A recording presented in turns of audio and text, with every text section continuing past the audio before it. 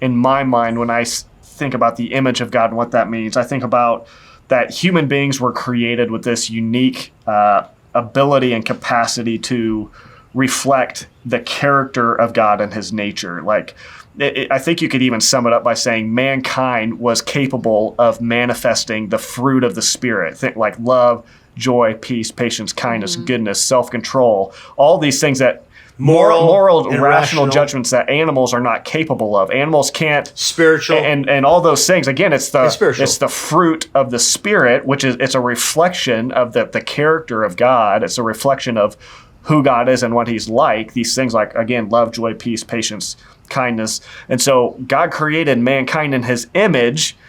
Again, that has nothing to do with anything physical. It means that mankind had the unique ability amongst all the created creatures to put on display the nature and the character of God. Going back to the verse Kelsey referenced, his invisible attributes, Romans 1.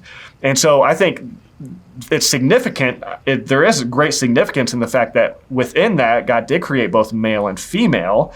But I think what that tells us is not that means there's both a male and female God. What it tells us instead is that male and females both together, I think, reflect more accurately together the full picture of who God is, that God has both female and male characteristics. And you see all throughout the Bible, the Bible will refer to God as like a loving mother or a hen that gathers her brood. And so there's this tenderness. Matthew 23. So there's this tenderness that God has that is more likened to a mother's love. And so I think God created both male and female because God has both of the characteristics within his nature. And so both male and female together kind of paint this more full picture. He's genderless. He transcends gender.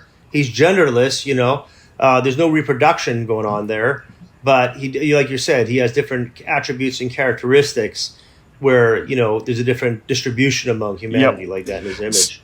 So I was saying, like, what is the image being spoken of here? If you want to read Colossians 3:10, I think that's very enlightening on what this image is.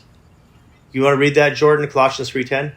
So Colossians 3:10, Paul says, "And have put on the new self, which is being renewed in knowledge, in the image of its Creator." Interesting.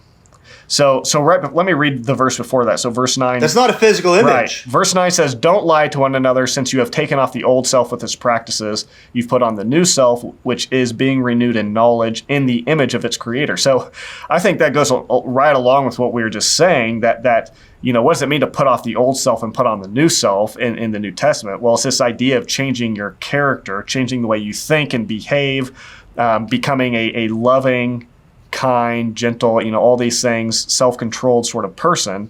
And that is what Paul's saying in Colossians is what it means in verse 12. Does it list that? Okay, yeah, you're right. Yeah. So therefore in verse 12 it says as so the elect of God. So this is the idea of sanctification. Right. So as the elect of God, holy and beloved, clothe yourselves with hearts of compassion, kindness, humility, gentleness, patience, forgiving one another. Yeah. So right there he starts going into basically like the fruit of the Spirit. He's saying to be renewed in knowledge in the image of God, to become more in line with the image of God. What that looks like it doesn't have anything to do with male or female, but it has everything to do with the fruit of the Spirit, with reflecting the nature and the character of God in this instance, in how you relate to other people and the rest of creation, basically.